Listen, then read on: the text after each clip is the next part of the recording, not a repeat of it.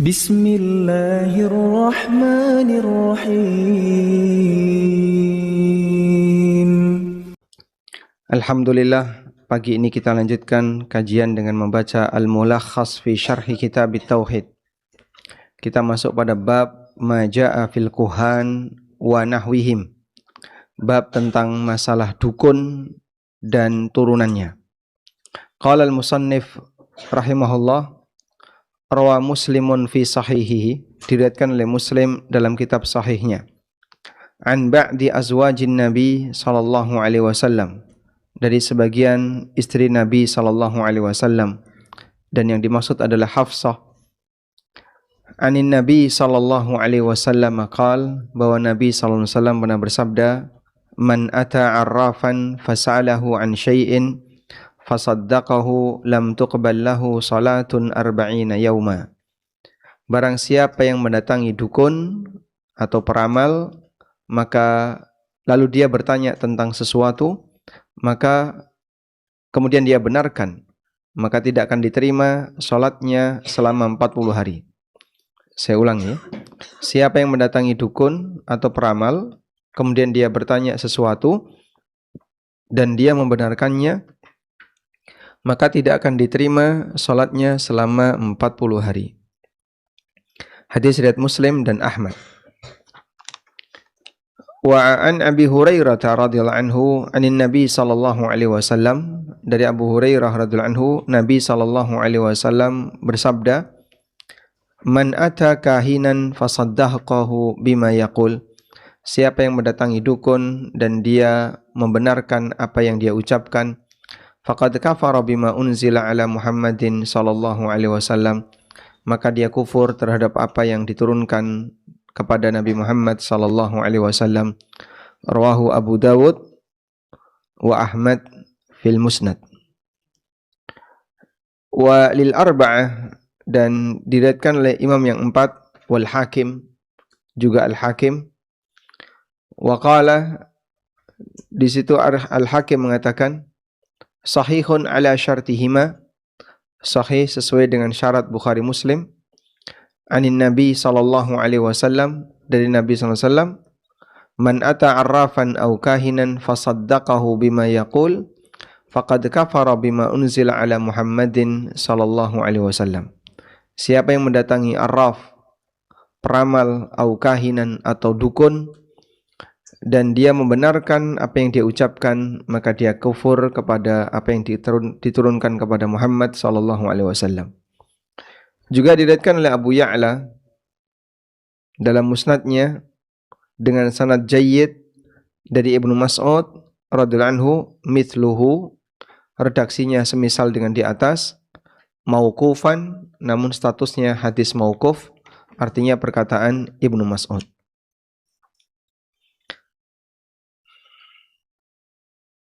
Kemudian juga hadis dari Imran bin Husain, lanjutannya, radhiyallahu anhu, secara marfu, disandarkan kepada Nabi sallallahu alaihi wasallam, laisa minna, bukan termasuk golonganku, man tatayyara, siapa yang melakukan tatayyara, ya siapa yang melakukan tiarah, au tutuyira, atau dia diramal nasibnya, au takahana, atau orang yang melakukan praktek perdukunan, au tukuhina, atau dia jadi konsumennya dukun, didukunkan, au sahara, atau dia melakukan sihir, au suhira, atau dia minta bantuan tukang sihir, suhira lahu. Wa man ata kahinan, dan siapa yang mendatangi dukun, fasaddaqahu, kemudian dia benarkan, bima yaqul, apa yang diucapkan oleh dukun, faqad kafara bima unzila ala Muhammadin sallallahu alaihi wasallam, maka dia telah kafir terhadap apa yang telah diturunkan kepada Nabi Muhammad sallallahu alaihi wasallam. Diriwayatkan oleh Al-Bazzar dengan sanad jayyid dan At-Tabrani dengan sanad hasan dari hadis Ibnu Abbas, duna qawlihi, namun tidak ada kalimat waman ata sampai akhir dari hadis. Qala al-Baghawi, kata al-Baghawi, al-arrafu alladhi yadda'i ma'rifatal umuri bimuqaddimatin. Al-arraf adalah orang yang mengklaim bisa mengetahui beberapa hal bimuqaddimatin, dengan sarana tertentu atau tata cara tertentu, yastadillu biha 'alal masruq, yang digunakan untuk indikasi bisa melihat al-masruq, barang yang dicuri, wa makanid dhallah, atau tempat barang hilang, wa nahwi dzalik, atau semacamnya. Wakila huwal kahin, dan ada yang mengatakan itu adalah al-kahin. Sedangkan al-kahin adalah alladhi yukhbiru anil mughayyabat fil mustaqbal, orang yang mengklaim dan dia menyampaikan berita-berita gaib di masa depan. Wakila alladhi yukhbiru amma fid dhamir, dan ada yang mengatakan yang namanya kahin adalah orang yang memberitakan amma fid dhamir, apa yang ada dalam hati. Ad-dhamir lawan dari zahir. Isim dhamir lawannya isim zahir. Yang tidak nampak itu namanya ad-dhamir.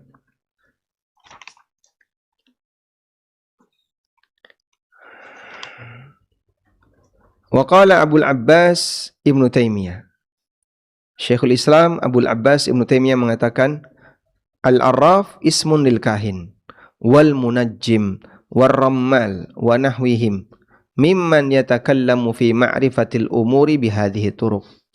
Bahwasanya al-arraf adalah nama yang digunakan untuk menyebut kahin, dukun, atau munajjim, tukang ramal pakai bintang, tukang ramal pakai sio dan turunannya. Ar-rammal juga sama, tukang ramal. Wa nahwihim, atau semacamnya, yang dia bicara beberapa hal tentang masalah hal yang gaib bihadhi turuq, dengan aneka cara yang mereka miliki. Baik. Kemudian satu lagi, waqala Ibnu Abbas pernah mengatakan fi qaumin, tentang orang yang yaktubun, menulis, abajadun hawazun hatoya. Lanjutannya apa itu? Itu ada urutannya ya. Abajadun, ABCD. Jadi urutan huruf hijaiyah, tapi tidak seperti kita alif ba ta tha jim.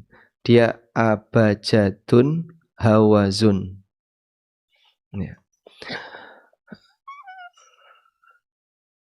Wa yanduruna fin nujum, kemudian dia menggunakan teori ilmu nujum.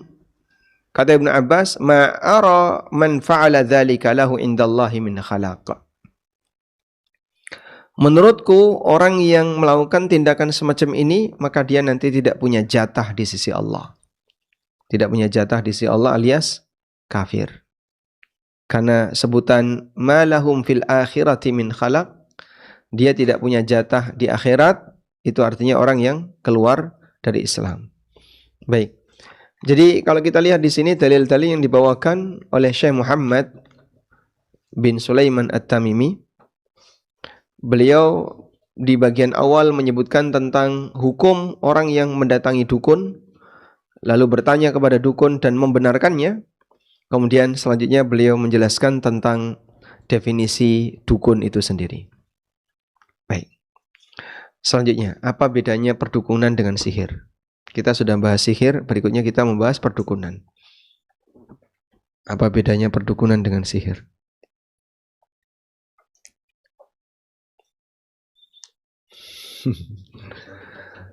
Apa bedanya perdukunan dengan sihir? Monggo. Pak RT, mewakili suara RT. Apa bedanya sihir dan dukun? Sihir kan kemarin sudah ya. Sekarang bedanya dengan dukun itu. Ya. Kalau sihir itu yang lahu ta'thir, yang memberi pengaruh. Memberi pengaruh maksudnya Pak, bikin orang benci, bikin orang cinta, memindahkan barang, menghilangkan barang ya. Sehingga kalau ada barang ditutupi kelambu, kemudian tangannya bermain celing, nah, itu sihir. Yang model celing-celing-celing itu sihir. Atau misalnya ada orang yang memindahkan barang tertentu atau mengubah barang tertentu. Awalnya batu jadi kayu, awalnya kayu jadi ular. Itu sihir. Sehingga sihir itu sifatnya terkait dengan zat tertentu. Ada zat tertentu atau ada pengaruh tertentu. Nah, dan itu bukan dukun ya. Nah, sedangkan dukun itu yang ngaku hal yang gaib tadi. Baik berkaitan dengan barang hilang, berkaitan dengan nasib orang, berkaitan dengan kejadian masa depan, dan seterusnya. Ada orang yang meramal bahwa Pulau Jawa akan terbelah menjadi dua di tengah. Nah, belahnya itu pas di Jogja. Nah, maka nanti ada Jogja Timur dan Jogja Barat. Ada juga yang bilang Sumatera juga akan seperti itu, akan terbelah. Sehingga jadi Sumatera bagian utara dan Sumatera bagian selatan. Dan seterusnya, aneka ramalan-ramalan seperti ini. Seperti ramalan Joyoboyo. Jogoboyo apa Joyoboyo? Joyoboyo, Jogoboyo. Joyoboyo ini dukun. Yang seperti ini apa? Perdukunan. Kalau sihir, orang yang awalnya biasa saja tiba-tiba sakit, tiba-tiba kerasukan, tiba-tiba bingung, itu sihir. Kalau dukun, dia menebak-nebak hal yang gaib. Jadi perdukunan itu berkaitan dengan pelanggaran terkait apa? Firman Allah Ta'ala, "Qul la ya'lamu man fis samawati wal ardil ghaiba illallah." Katakanlah tidak ada satupun makhluk di langit dan di bumi yang tahu hal yang gaib kecuali Allah. Baik. Selanjutnya kita akan baca kembali ke hadis yang pertama yang dibawakan oleh penulis tadi. Hadis riwayat Muslim dalam sahihnya dari sebagian istri Nabi SAW, yaitu Hafsah, bahwa Rasulullah SAW pernah mengatakan, "Man ata arrafan," barang siapa yang mendatangi arraf. Dukun bisa disebut arraf, bisa disebut kahin, bisa disebut munajjim, bisa disebut rammal. Semua istilah itu sama. Maka mau disebut peramal, mau disebut tukang tenung, kalau tukang tenung itu sihir ya. Mau disebut paranormal, mau disebut orang pintar, orang tidak pintar, semuanya sama, dukun. Al-kuhan jamak dari kata kahin, yaitu orang yang memberitakan hal-hal gaib di masa depan, i'timadan 'alal isti'anati bisyayatin. Karena dia minta bantuan kepada setan. Munasabatul babi li kitabit tauhid, keterkaitan bab ini dengan kitabut tauhid. Lamma kana al-kuhan wa nahwuhum yadda'una ilmal ghaibi, mengingat dukun dan orang yang semacam dengan mereka mengklaim ilmu gaib, alladzi qad ikhtassa bihi Allah Ta'ala, di mana Allah Subhanahu wa taala telah tegaskan bahwasanya ini khusus milik Allah. Wa dzalika da'wa musyarakatillahi ta'ala fi ilmil ghaib. Sehingga di sini dia mengklaim bersekutu dengan Allah dalam mengetahui hal yang gaib. Aradal musannif, maka penulis ingin ayyubayyina fi hadzal bab, menjelaskan dalam bab ini ma jaa fi haqqihim, tentang hak mereka, maksudnya adalah status mereka, wa haqqi man saddaqahum minal wa'id, dan ancaman bagi orang yang membenarkan mereka. Penulis menjelaskan ancaman bagi mereka dan bagi orang yang membenarkan mereka. Kemudian penjelasan kosakata, ma jaa fil kuhan ay minat taghlidh wal wa'id. Penjelasan tentang dukun maksudnya adalah ancaman keras bagi dukun. Wa nahwihim, atau yang semacamnya, yaitu al-arrafin wal munajjimin wal rammalin. Yang semacam dengan kuhan itu siapa? Ya, tadi ada munajjim, ada rammal, ada arraf, itu semuanya sama. Jadi nggak usah diperdebatkan. Kalau seperti ini arraf, kalau seperti ini kahin, nggak penting sebenarnya. Karena intinya mereka punya profesi yang sama, ya, tergabung dalam Ikatan Dukun Indonesia, IDI.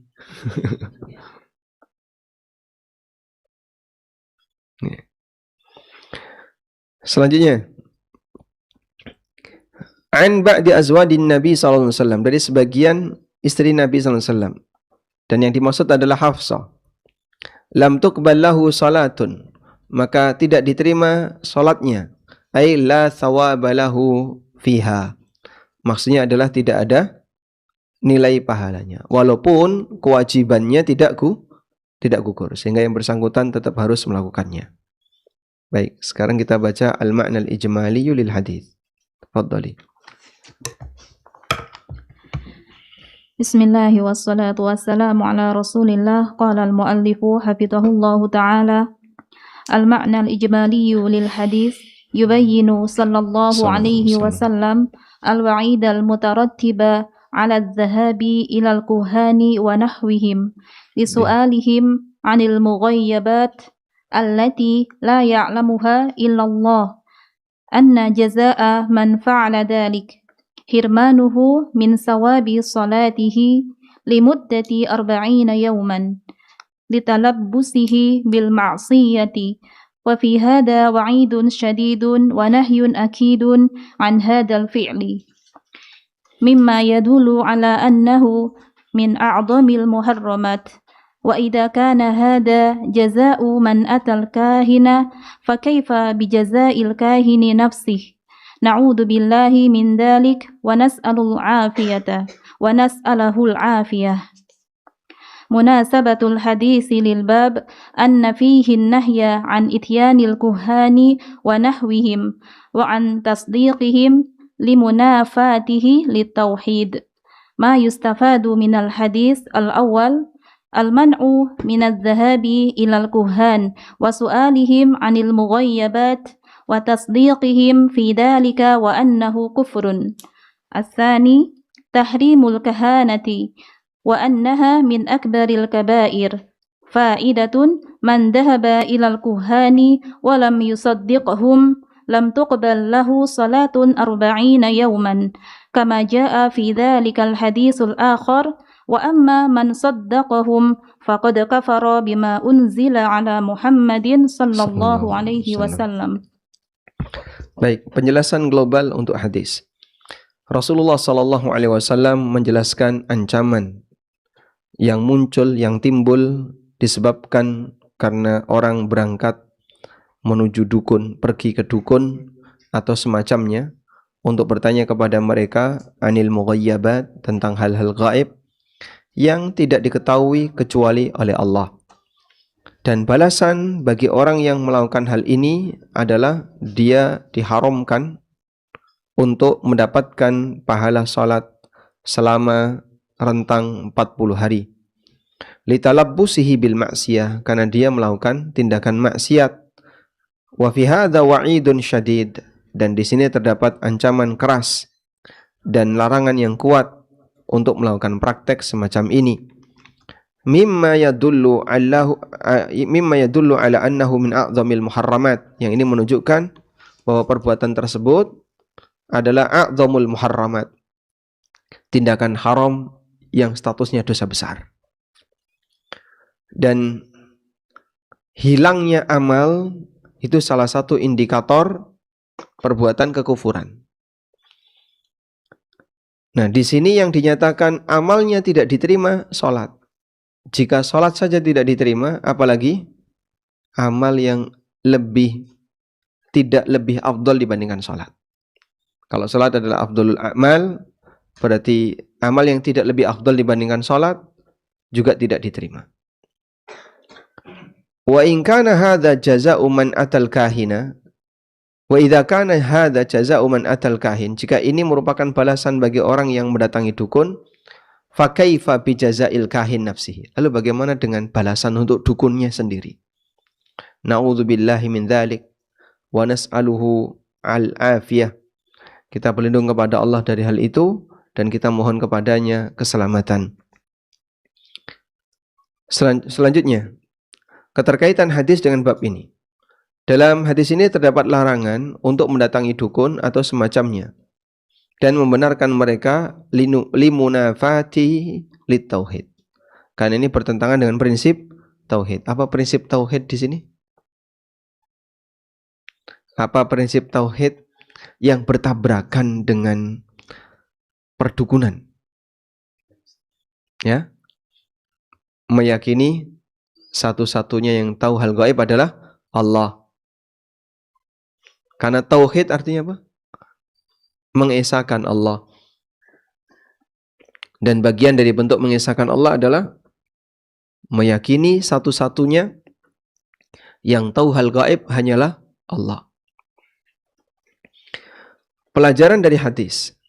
Larangan untuk pergi ke dukun dan bertanya kepada mereka tentang hal-hal gaib serta membenarkan mereka fi dzalika dalam berita itu wa annahu kufrun, dan ini kekufuran. Yang kedua, haramnya praktek perdukunan dan termasuk akbarul kabair, dosa yang sangat besar. Kemudian beliau memberikan sedikit catatan, siapa yang berangkat ke dukun namun dia tidak membenarkan dukun, maka salatnya tidak diterima selama 40 hari.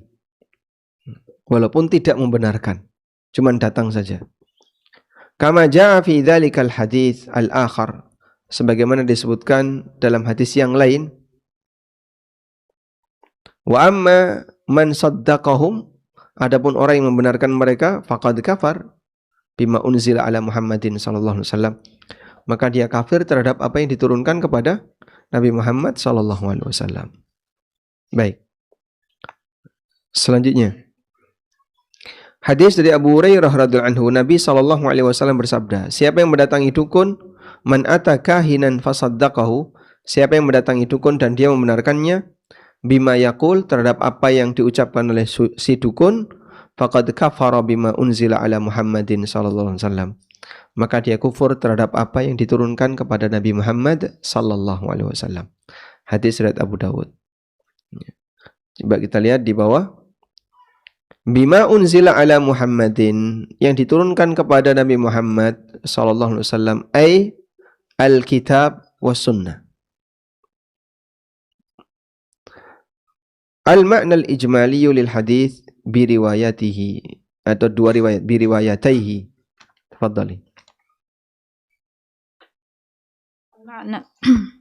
المعنى الإجمالي للحديث بروايتيه الوعيد الشديد على إتيان الكهان والعرافين لسؤالهم عن المغيبات وتصديقهم في ذلك لأن علم الغيب قد اختص الله تعالى به فمن أتاهم وصدقهم فقد كفر بالوحي المنزل على محمد صلى الله عليه وسلم. مناسبة الحديث للباب أن فيه النهي عن إتيان الكهان والعرافين وبيان الوعيد في ذلك. ما يستفاد من الحديث الأول تحريم الذهاب إلى الكهان والعرافين وسؤالهم ووجوب الابتعاد عنهم لأن ذلك كفر إذا صدقهم ومهرب إذا لم يصدقهم. الثاني وجوب تكذيب الكهان والمنجمين. الثالث من أتاهم وصدقهم فقد كفر بالوحي المنزل على محمد صلى الله عليه وسلم. الرابع أن الكهانة شرك لأنها تتضمن دعوى مشاركة الله تعالى في علم الغيب. Nah,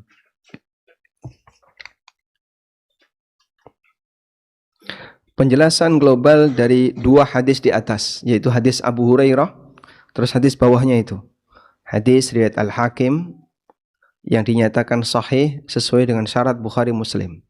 Kitabnya Al-Hakim judulnya apa? Al-Mustadrak ala Sahihain. Koreksi Sahih Bukhari Muslim.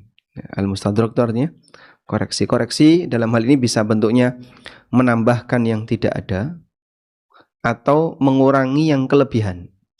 Nah, yang dilakukan oleh Al-Hakim itu menambahkan yang tidak ada. Jadi ceritanya, Al-Hakim ini seorang ahli hadis. Al-Hakim ini gelar ya. Jadi gelar ahli hadis itu bertingkat. Salah satunya ada Al-Hakim. Di atasnya Al-Hakim masih ada Al-Hafidh. Di atasnya lagi ada Al-Amirul Mu'minin fil hadis. Ada Al-Hujjah. Ada Al-Hakim, Al-Hujjah, Al-Hafidh, Amirul Mu'minin fil hadis. Seperti Imam Bukhari itu Amirul Mu'minin fil hadis. Abdullah bin Mubarak Amirul Mu'minin fil hadis. Imam Ahmad Amirul Mu'minin fil hadis. Al-Hakim ini gelar. Beliau seorang ahli hadis besar. Merasa bahwasanya dalam Sahih Bukhari dan Muslim itu kan ada standarnya.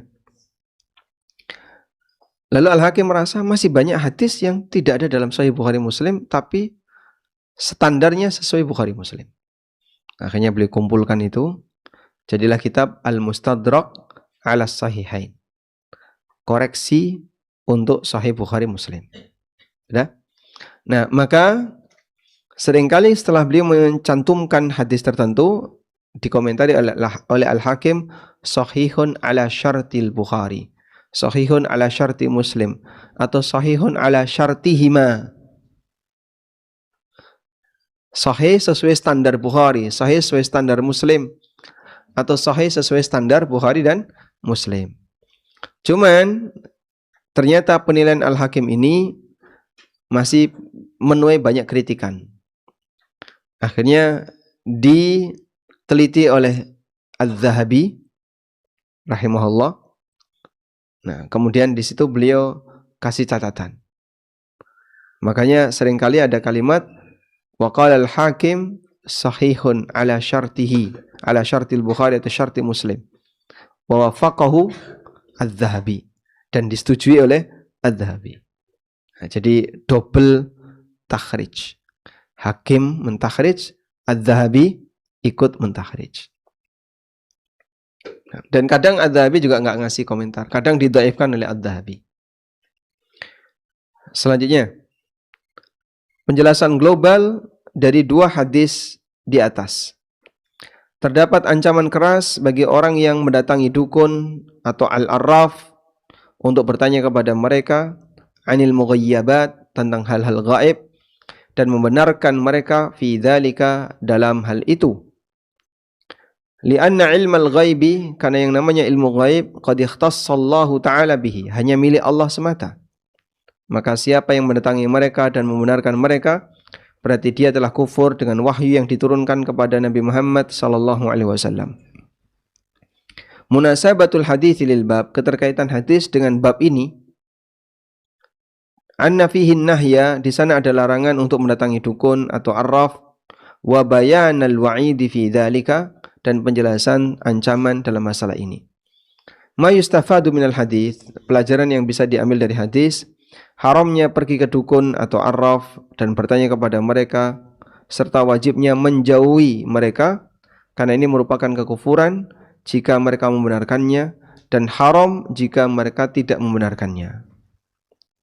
Yang kedua, wajib mendustakan dukun wal munajjimin, dan dukun. Al-munajjim sama ya, dukun dan peramal. Yang ketiga, siapa yang mendatangi mereka dan membenarkan apa yang mereka ucapkan, maka dia kufur dengan wahyu yang diturunkan kepada Nabi Muhammad sallallahu alaihi wasallam. Bahwasanya perdukunan yang keempat, bahwa perdukunan itu syirik karena di situ ada klaim musyarakatillahi ta'ala fi ilmil ghaib. Allah Ta'ala bersekutu. Dia bersekutu dengan Allah dalam mengetahui hal yang gaib. Kongsi dengan Allah dalam mengetahui hal yang gaib. Baik. Sekarang kita akan berikan catatan berkaitan dengan hukum mendatangi dukun. Pertama, untuk hukum dukunnya sendiri, dia kafir jika dia Satu, mengaku tahu hal yang gaib, bukan nipu ya, tapi mengaku. Karena ada dukun penipu, dia nggak meyakini kalau dirinya tahu hal yang gaib, tapi dia nipu. Sebentar, aku bisa ceritakan tentang masa silammu dan nasibmu di masa mendatang. Aku tahu kau akan mati. Apa yang ngerti? Jadi dia ngeramal jodoh, dia ngeramal ajal, dia ngeramal rezeki, dia ngeramal bahkan sampai kerjaan dan seterusnya. Nah, ini berarti dia bicara hal yang gaib di masa mendatang. Dukunnya seperti ini, kalau dia nggak yakin, saya juga nggak tahu sebenarnya. Cuman ya pura-pura saja. Tapi nggak tahu kok orang pada percaya sama aku. Jadi yang goblok sing ndi. Nah, kalau ini hapus-hapus ya, dia cuman ngapusi. Kemudian ada dukun yang dia punya link dengan setan. Nah, punya link dengan setan. Sehingga dia menerima berita gaib dari setan. Setelah setan itu mencuri berita langit, kemudian dia dilempar dan berhasil kabur, lalu dibisikkan di telinganya dukun. Kemudian dicampur dengan berapa? 100 kedustaan. Maka dalam kondisi ini dia tahu hal gaib melalui berita hasil setan mencuri berita langit. Ini musyrik gak sih Pak? Ini musyrik dari sisi dia ketika melakukan hubungan dengan setan itu pasti ya, dia akan memberikan persembahan kepada setan. Jadi syiriknya nanti syirik uluhiyah. Baik. Sehingga kondisi dukun ada 3 dalam hal ini. 1, mengklaim tahu hal yang gaib. Ini syirik karena dia menyatakan dirinya sama sebagaimana Allah dalam masalah mengetahui hal gaib. Yang kedua, penipu. Ya, ini pelaku dosa besar. Walaupun dia tidak sampai syirik. Yang ketiga, dia dapat bisikan dari jin yang mencuri berita dari langit. Kalau yang seperti ini, dia telah melakukan syirik uluhiyah. Karena apa tadi? Melakukan persembahan kepada jin. Sudah? Tapi kalau dia tidak melakukan persembahan dengan jin, Pak. Misalnya ada jin yang tiba-tiba ngabari. Dia memberitahu. Wallahu alam, untuk yang kasus seperti ini, walaupun jarang ya, tapi pernah terjadi di zaman Amirul Mukminin. Imam Ibnu Utsaimin rahimahullah pernah bercerita tentang itu. Saya lupa antara di Qaul Mufid ataukah syarah kitab Tauhid Sahih Bukhari. Antara 2 kitab itu. Bahwa ada rombongan kaum muslimin bersama Amirul Mukminin Umar. Nah, waktu itu mereka kehilangan Umar. Di mana Amirul Mukminin? Dari tadi kok nggak kelihatan. Akhirnya mereka bingung, dicari-cari kemana-mana tidak nemu. Terus ada seorang wanita yang memberitakan, Amirul Mukminin saat ini sedang di kampung A, beliau sedang melihat peternakan onta di sana. Maka orang pada tanya, dari mana wanita ini tahu? Ternyata ada jin yang memberitahu. Ada jin, gerakan jin kan cepat ya. Ada jin yang memberitahu dari kampung A tadi, jin memberitahukan kepada wanita ini, kemudian wanita ini memberitahu. Nah, kalau ini syirik atau tidak? Ini syirik atau tidak? Nggak ada hubungan apapun yang nggak syirik. Kalau wanita ini tidak menyembah jin tadi, tidak termasuk syirik. Baik. Ini berkaitan dengan dukunnya ya. Sekarang kita akan lihat pasien dukun. Bagaimana hukum konsumen atau pasiennya dukun? Yang pertama, jika dia datang dalam rangka untuk amar ma'ruf nahi mungkar. Di sana ada dukun.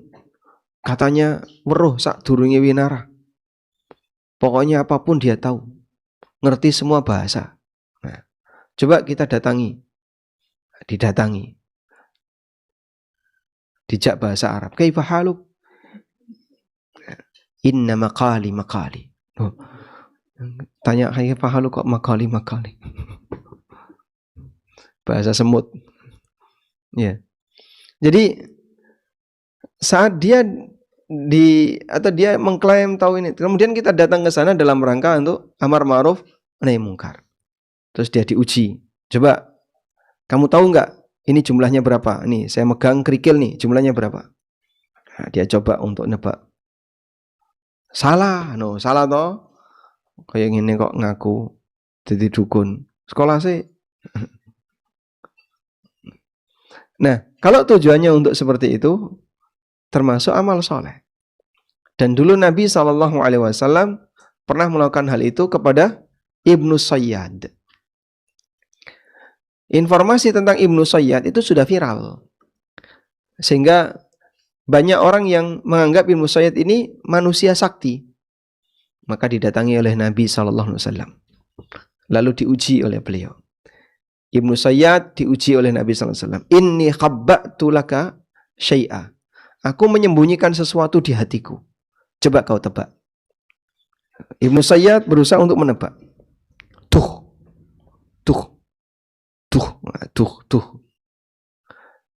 Lalu Rasulullah SAW mengatakan, Ikhsa' fa innaka lan ta'dua qadrak.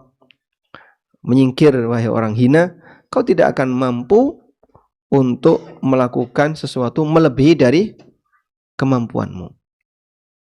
Kau tidak akan bisa melebihi dari kemampuanmu. Namanya manusia tidak akan mampu untuk melakukan lebih dari kemampuannya. Tapi di Ibnu Sayyad ini sudah mendekati. Yang disimpan oleh Nabi SAW itu dukhan. Kata yang disimpan dalam hati Nabi SAW, beliau menyimpan kata apa? Dukhan. Ibnu Sayyad sudah bisa menebak sampai duh. Kurang khon. Salah itu. Baik. Sehingga kalau datang dalam rangka amar ma'ruf nahi mungkar, hukumnya apa? Hukumnya dianjurkan. Ya, misalnya kalau ada dukun di sekitar Wirokerten atau di sekitar Pleret, kecamatan Pleret, maka coba diuji orang ini untuk dipermalukan. Yang kedua, mendatangi dukun dalam rangka penasaran. Terus ingin tahu. Nah, nanti ya nggak ada keinginan untuk percaya, cuman ingin tahu saja. Sehingga nonton ada orang diramal, nonton ini. Nah, seperti ini hukumnya terlarang, haram. Namun apakah sampai mengancam keabsahan sholat? Wallahu a'lam. Keterangan sebagian ulama yang saya dapatkan tidak sampai pada tingkatan itu. Dan ini berkaitan dengan, atau dalilnya adalah ada seorang sahabat yang mengatakan, ya Rasulullah, di tempat kami ada banyak dukun dan kami suka mendatanginya. Lalu Nabi SAW mengatakan, fala ta'tihi, kalau begitu janganlah kalian mendatanginya. Jadi cuma begitu saja hadisnya. Beliau tidak minta mereka bayar kafarah atau ngulang syahadat dan seterusnya. Yang ketiga, mendatangi dukun untuk sebatas bertanya, walaupun tidak dalam rangka meyakini. Dia ingin bertanya saja. Nah, yang seperti ini dihukum oleh Nabi SAW berupa sholatnya tidak diterima selama 40 hari. Yang keempat, mendatangi dukun dalam rangka bertanya dan membenarkan jawaban dukun. Seperti inilah yang disebut oleh Nabi SAW, faqad kafara bima unzila ala Muhammadin sallallahu alaihi wasallam. Berarti dia telah kafir dengan wahyu yang diturunkan kepada Nabi Muhammad sallallahu alaihi wasallam. Kurang lebih 4 ini berkaitan dengan hukum mendatangi dukun. Apa hukumnya mendatangi dukun pas Lebaran Idul Fitri? Itu nggak masuk di sini ya. Itu mendatangi tetangga, tapi profesinya dukun. Wallahu alam. Baik, mungkin itu dulu yang bisa kita bahas. Semoga bermanfaat. Wassallallahu ala nabiyyina Muhammadin wa ala alihi wa sahbihi wasallam.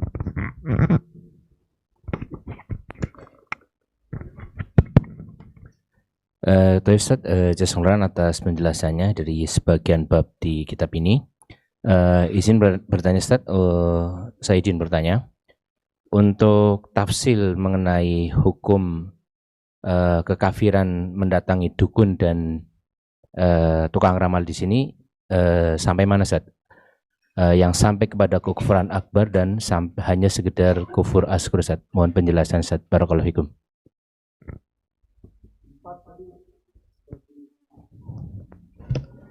Yang 4 tadi. Seperti 4 yang kita sudah sampaikan tadi.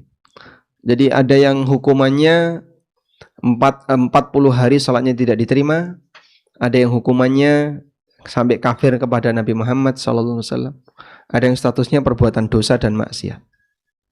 Berarti yang keempat itu yang kufur akbar itu. Yang keempat kufur akbar. Maka dia harus bertobat kepada Allah dan mengulang ucapan syahadat. Baik. Jazakumullah Ustaz. Ada pertanyaan sebentar. Ini pertanyaan di luar akidah Ustaz. Enggak apa saja. Lambat.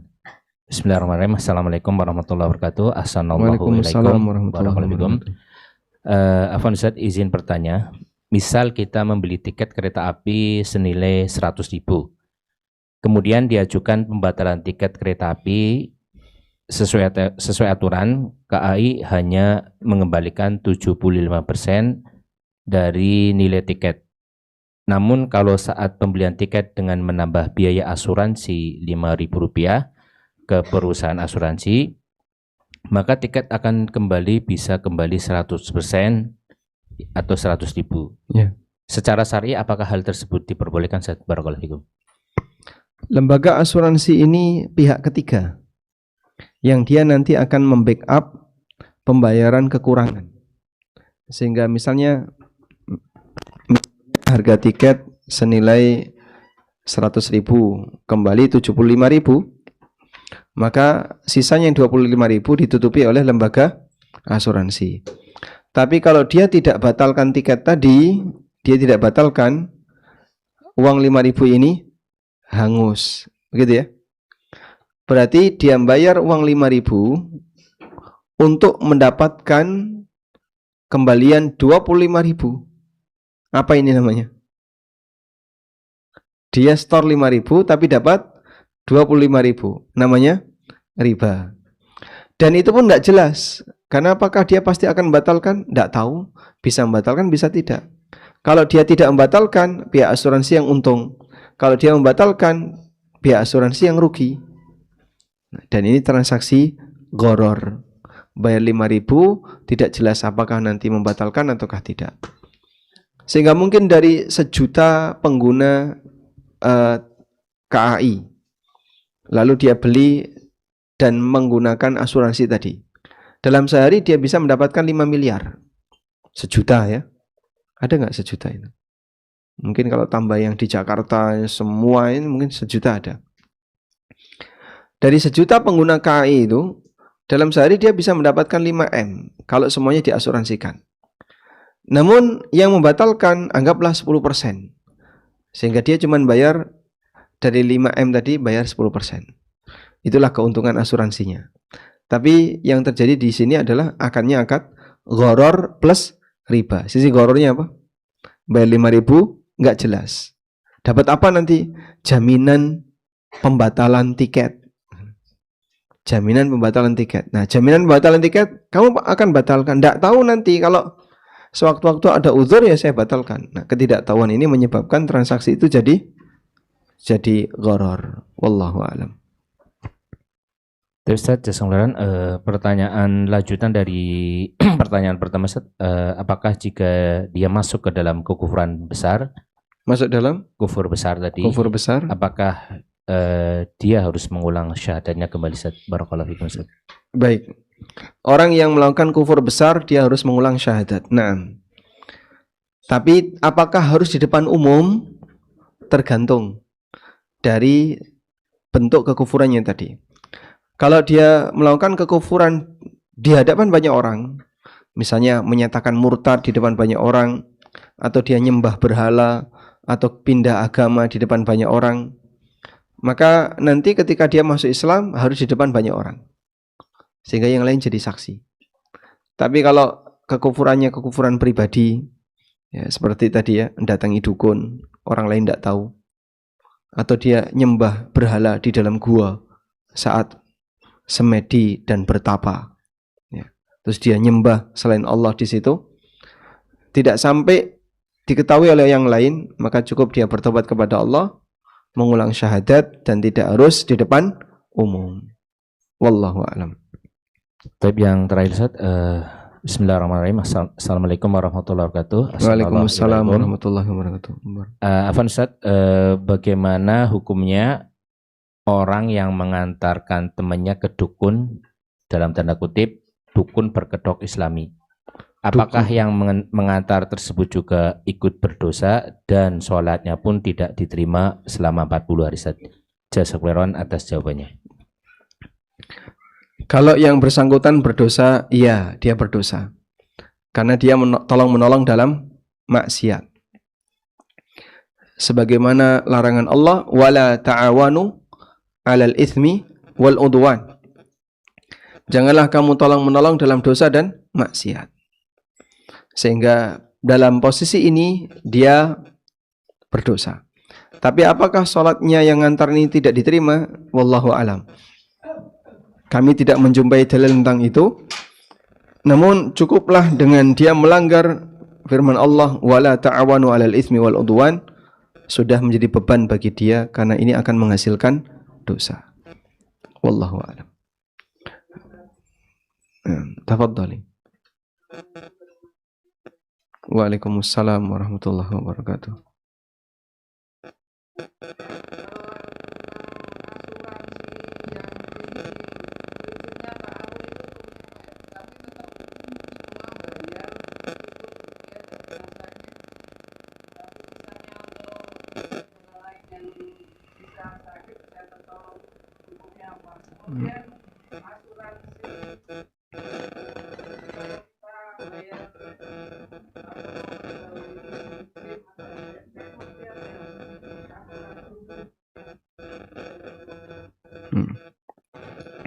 Saya bacakan dulu ini ya, hadis untuk menjawab tadi. Anda bertanya tentang apa hukumnya asuransi ta'awun. Semua disuruh bayar, kemudian nanti dipakai untuk santunan orang yang membutuhkan. Atau asuransi yang diterapkan oleh pemerintah, perpanjangan STNK, nanti dia bayar jasara harja. Apakah asuransi seperti ini boleh? Saya bacakan dulu hadis berikut ini. Hadis riwayat Bukhari Muslim. Dari Abu Musa al-Ash'ari radhiyallahu anhu, Nabi Muhammad SAW pernah mengatakan, Innal Ash'ariyin, sesungguhnya suku Ash'ari, idza armalu fil ghazwi, kalau mereka kehabisan bekal ketika perang, au qalla ta'amu iyalihim bil Madinah, atau sumber makanan mereka di Madinah itu kurang untuk keluarga mereka. Karena Ash'ari ini datang dari mana? Yaman. Orang-orang Yaman yang datang ke Madinah untuk belajar Islam. Dan jumlahnya banyak. Salah satu yang terkenal Abu Musa al-Ash'ari. Siapa nama aslinya? Abdullah bin Qais. Abu Musa al-Ash'ari radhiyallahu anhu, beliau bersama dengan Ash'ari yang lain. Nah, keluarganya ada di situ. Kalau kemudian jatah makanan keluarganya ini kurang, sudah mulai kehabisan, kata Rasulullah SAW, jama'u ma kana indahum fi thawbin wahid. Maka sisa-sisa makanan yang mereka miliki dikumpulkan dalam satu kain. Tsumma qtasamuhu bainahum fi ina'in wahidin bisawiyah. Kemudian setelah itu dibagikan kepada semua mereka dengan pembagian yang sama. Kemudian Nabi SAW mengatakan, fahum minni wa ana minhum. Mereka bagian dariku dan aku bagian darinya.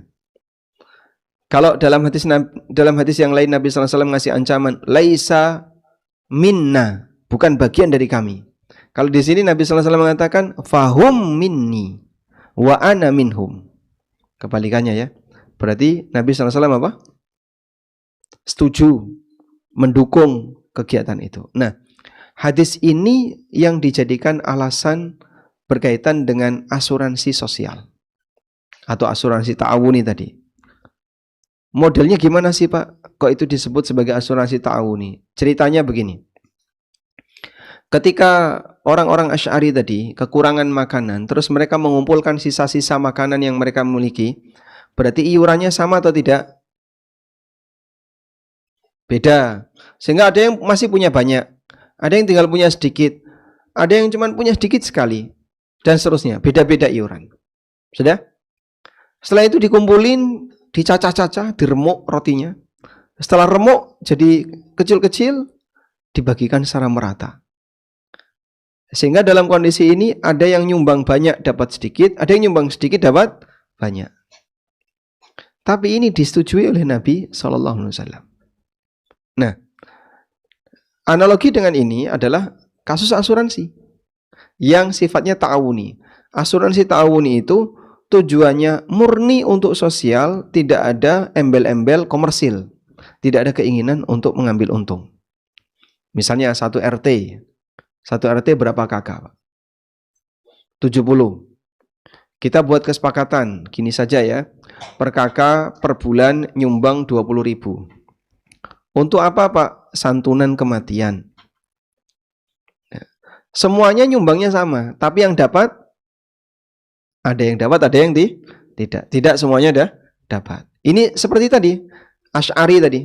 Asy'ariyun nyumbangnya beda-beda, tapi dapatnya sama. Kalau ini nyumbangnya sama, dapatnya beda, sejenis. Sama-sama ada ketidaksamaan apa yang diberikan dan apa yang diterima.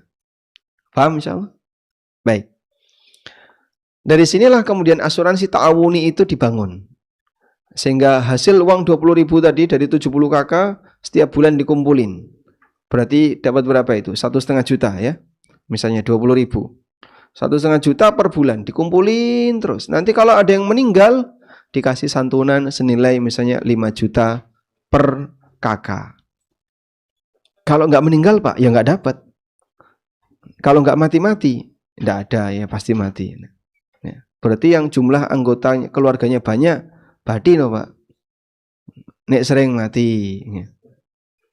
Nah, pertanyaannya, ada nggak misalnya salah satu anggota RT, warga di RT itu, Pak, saya nyumbang 20.000 ya. Semoga bulan depan aku yang dapat. Sing didaftarke sing pundi. Nah, di posisi ini orang tidak akan melakukan itu, tapi dia nyumbang 20.000 tujuannya apa? Ya ini untuk dana sosial, kalaupun ada saudara kami yang membutuhkan silahkan dikasihkan. Inilah prinsip asuransi ta'awuni. Jadi harapan dia bukan agar mendapatkan keuntungan, tapi apa? Bisa membantu orang. Model transaksi seperti ini hukumnya boleh. Asuransi yang bermasalah itu asuransi yang komersil. Dia bayar, nanti ada potensi untung rugi. Kalau dia rugi, hilang uang sekian. Kalau dia untung, dapat uang sekian. Dan itu dibisniskan. Dan hampir semua asuransi yang ditangani perusahaan pasti asuransi gharar, bukan asuransi yang syariah. Sementara untuk kegiatan asuransi sosial, orang itu tidak mikir untung rugi. Seperti orang sedekah. Kamu rugi ya, duitmu keluar 100.000. Apa ada orang sedekah rugi? Sedekah itu rugi nggak? Hah? Orang sedekah itu rugi nggak? Wah, tadi saya masuk masjid rugi 5.000 saya. Karena tujuan dia untuk pahala, bukan tujuan dia untuk nyari untung. Sehingga tidak ada istilah untung rugi. Disitulah asuransi sosial diizinkan. Nah, asuransi jasara harja yang kita pahami itu termasuk asuransi sosial yang dikelola oleh negara, Persero ya, jasara harja, dan nanti akan diberikan kepada masyarakat yang mengalami kecelakaan. Sehingga dia di cover senilai biaya, kalau nggak salah 25 juta. 20? Sekarang 20 juta. 21 juta. 21 juta. Kalau terjadi kecelakaan lalu lintas. Wallahu a'lam. Baik, demikian Wa sallallahu ala nabiyyina Muhammadin wa ala alihi wa sahbihi wa sallam. Wa akhiru da'wana alhamdulillahi rabbil alamin. Wassalamualaikum warahmatullahi wabarakatuh. Waalaikumsalam warahmatullahi wabarakatuh.